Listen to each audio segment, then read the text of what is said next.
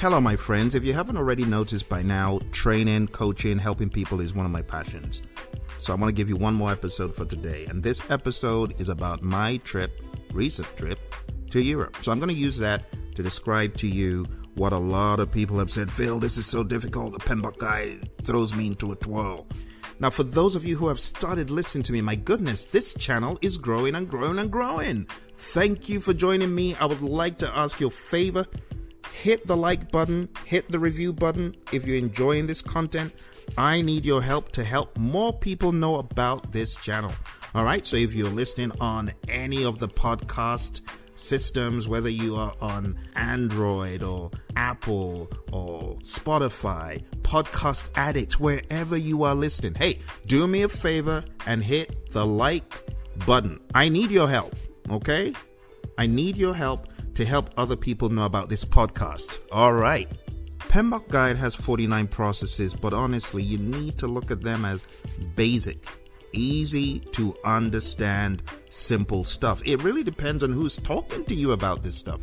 So my trip to Europe very recently, to the United Kingdom, it started off with me authorizing the trip to say, Phil, you're getting on a plane and you're going to the United Kingdom because you got family there who haven't seen you since this crazy pandemic kicked in. So I authorized it. You know what we call that authorization? That's develop project charter.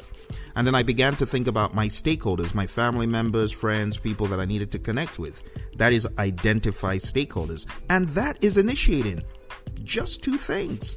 Now, when it came to planning my journey, I had to hold everything together. My goodness, there were so many moving parts. There was a ridiculous COVID test that I had to do in the United States. Then before I left the United States, I had to book a COVID test in the United Kingdom.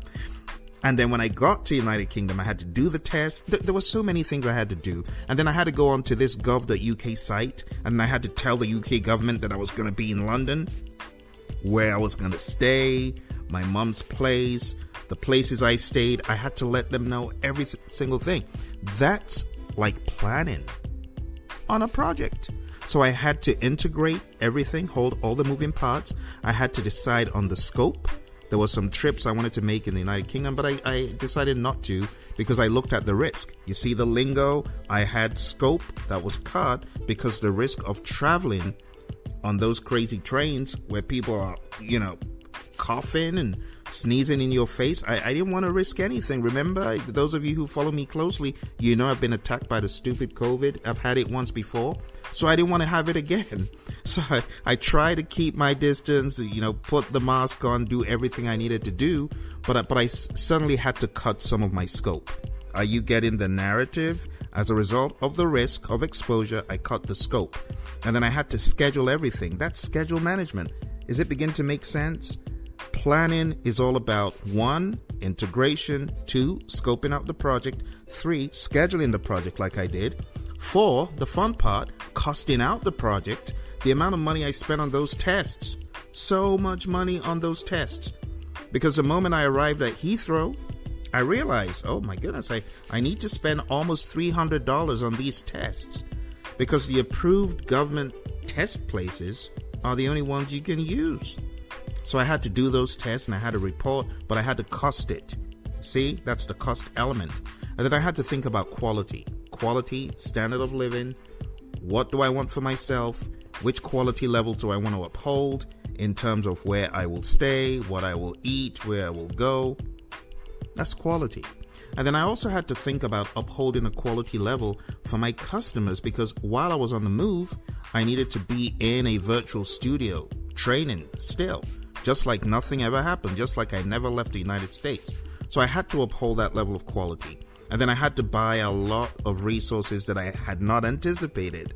I had to buy microphones, I had to buy cables, I had to buy a number of things because to be quite honest, there were things I didn't take.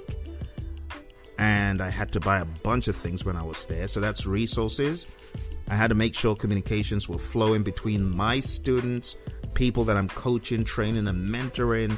I had to make sure that was all part of what I focused on. And of course, I had to communicate with the UK government to let them know I had arrived, I had taken my test, it was negative, so on. So Moving on to the area of risk, there were a number of things that I decided not to do as a risk coping mechanism, so I cut off the scope. And this goes to risk management. In the world of risk, you take a look at what you need to do and you ask the question, can we go without doing that? Remember, in the PMBOK guide, it tells you the most radical risk response is to cut off scope. Well, that's what I did. The places I didn't go, but there were a bunch of places I did go, a bunch of nice places I did eat, and a bunch of places I did visit, hang out with family and all that. So I was very risk aware, risk conscious. Remember, I've had this thing before. And the numbers in the UK, through the roof, crazily high. In fact, my goodness, the numbers right now, I don't know what Boris is going to do about those numbers. But thank goodness people aren't winding up in the hospital. Anyway, that's a totally different story. But I took a look at the risk. And then as far as procurement is concerned, I chose my favorite vendor. Should I call them a vendor or seller, right? For my flights, none other than British Airways chose them.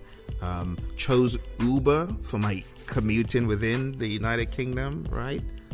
Sorry, black cabs. I didn't take any black cabs. I stuck to Uber. And other vendors I used, as far as supplying me whatever I needed, eating at some particular restaurants, stuff like that. So I had to plan all of that. That's planning. We just covered integration, scope, schedule, cost, quality, resources, communications, risk, procurement, and stakeholder. Boom! That's how project management is. It's an approach to life. You got to start seeing project management through a life lens, my friends. That's really what it's about. Life. Project management is all about managing the events around you. Many of the events are predictive. I've traveled across the pond a gazillion times, right? So there's some things that are very predictive, but there's some things that were more agile oriented, like the tests and, choosing a good vendor. Talking about vendors again, or subcontractors. I ended up choosing Boots for one of my tests, but there was another vendor at Canary Wharf. My goodness, those folks, they were less pricey than the others, but nonetheless, finding them was looking for a needle in a haystack. So talk about planning. These are all the things you plan, right? And then moving into executing. Well, as a good project manager, I'm very proud to say I executed flawlessly. I monitored and controlled. I'm a stickler for monitoring and controlling, communicating through great executing, keeping everyone on track as far as where I am, what is going on, when am I going to arrive, this, that, and the other. I called my hotel ahead of time, got some information from them, called family members. That's like a project. You gotta communicate effectively, and then you gotta monitor. So I monitored my flights. When it was time for me to come back to the United States, I was taking a look at my flights and realized, we're gonna be late, not gonna arrive on time. And that's just like a project.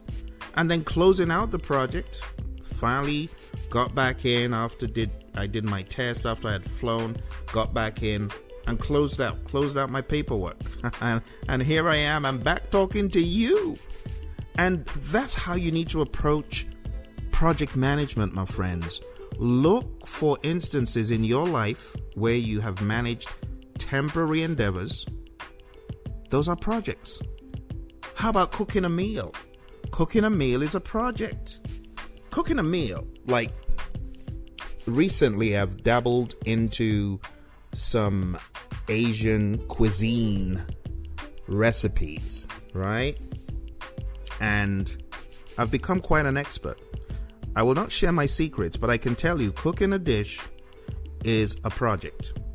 Research, I had to do so much research for the ingredients that I used to cook the most recent invention of mine, which is fried rice that tastes just like a well-known restaurant right here in the valley. But I'm not going to tell you the restaurant because they might come looking for me, wondering how I got their recipe. No, I did a lot of research. But cooking a dish is a project. It has a beginning, it has an end. And when I serve that dish to my kids, my goodness, they're asking me for more. They're asking me for more. They are raving fans of my cooking right now. Let me just say that. But I did it like a project. I had to study. I had to go to 5 different stores to get the ingredients for my most recent dish. But at the end, there's nothing like a stakeholder being delighted. You know what I'm saying? When your kids are raving fans of your cooking and your dad, you know you've probably done something right. Moms, of course, you know, you are all over that stuff in the kitchen. A lot of us guys, we need extra help, right? But cooking a dish, it's a project. You know, one of my students, May said, "Oh, I've got a perfect example. Of agile and predictive." I said, "What?" She said, "Well, when my mom is cooking, she does a lot of experiments.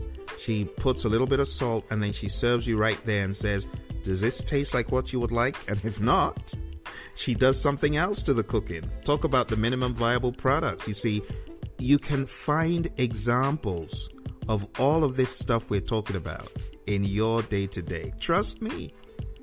Before I got deep into this stuff, I thought, project management and real life, they're two different things. No, they're all one thing. Whether you're talking about agile, whether you're talking about predictive, it's all one fluid thing. So I want you to begin to look at your everyday life and project management as being business as usual. And stop saying the PMBOK guide is hard. No, it's hard because people make it hard. All right? I will make it simple for you. If you like this narrative, right, that what I'm saying is it sounds like what you can use to study, you need to be in one of my coaching sessions or one of my classes. Go to two websites. One, go on down to pmanonymous.com because you can have one-on-one coaching with me and we can banter all day long about this stuff from your world, and I will show you that you are actually a project manager, right? And then go on down to projectmanagementmasterclass.com.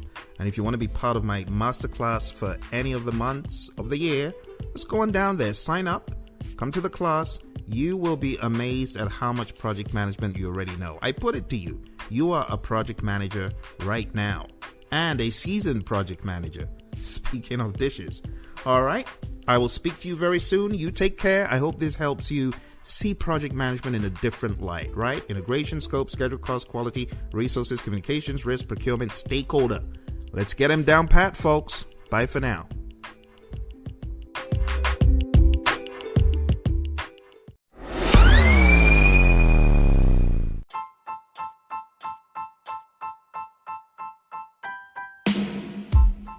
Let's face it, not everyone learns in front of an instructor. Some people learn very well on their own. Others may learn by discussing the PMBOK guide with a trainer or coach. Others may learn by watching videos. If that sounds like you in any one of those instances, you need to go on down to Praizion.com, Praizion.com. We provide solutions for all modes of learning. Go on down and see what we have in store. Let's get back into the show.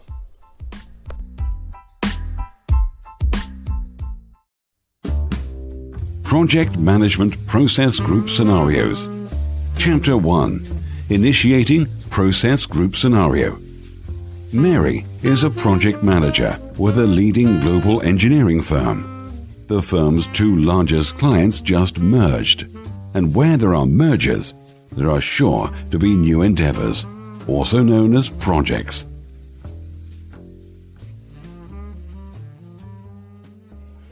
Hi, Mary. We just won a new contract, X1. We bid and we won. This is a client we already have, Doe and Zachary's merger. Really? They merged? Yes, and they recently stumbled on a fortune in some archaeological site after the merger. Wow. How exciting. This will require the best of our best in engineers, geologists, archaeologists, technologists, and of course, project managers. So I've decided that you should lead this project, since you led Project T5. You are pretty familiar with the hardware requirements on similar projects, weather-related threats, and required capacity. You will also report dotted line to Bill, the new program manager who helped me develop the charter. Wow. How exciting. I am happy to hear that, Dr. Burns. Have we got any preliminary or high-level requirements and a business case for me to go through? Oh, yes, we do. It's all built into the charter, and you can read the contract and statement of work, too. All the relevant information from the contract and statement of work is in there as well. I would like you to do the usual. Have a preliminary internal meeting with the teams and get all the key players on board. Do the usual. Scope out the detail using previous projects as a benchmark and get us a schedule together by the end of the month to present to the client. Sounds like a plan. Which engineering team was pre-assigned during the sale? Team 5, Douglas and Max. And you know what tough nuts they can be with their time, so plan carefully. Get them on board with anything you finalize and run it by me before the end of the month. I'll be in Germany early next week, but I should be back in a couple of weeks. If you need me urgently, please contact Liz first. Accounting will have the charge code XY15A open for you to begin charging. Contract value is $50 million for the duration, but look out for those funding limits. Okay, thanks, Frank. I will follow up with you before the meeting. Oh, and before I forget, let me sign that charter so you can get it archived.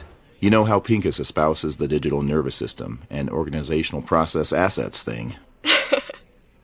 True. He became a convert after he witnessed the value of a PMBOK and PMP-centric organization.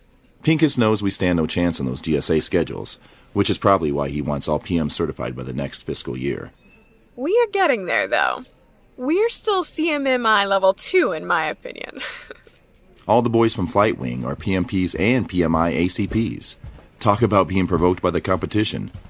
We will be stepping things up a notch after this project. Doe's chairman, Zachary, is pretty demanding, and if we want their continued business, we really need to step up to the plate. Indeed. Hopefully we will win the huge contract from the MOD next year, but I better jump on X1 right away and start my stakeholder identification and stakeholder analysis. You bet. Why don't you send me your stakeholder register when you're done, and let's see if there's anyone to add from our sister companies or externally. Initiating the project in plain terms. Initiating the project involves identifying a need, understanding the business case and the high-level requirements, and then transforming all that information into a succinct, precise project charter which authorizes the project. It also involves identifying and analyzing project stakeholders.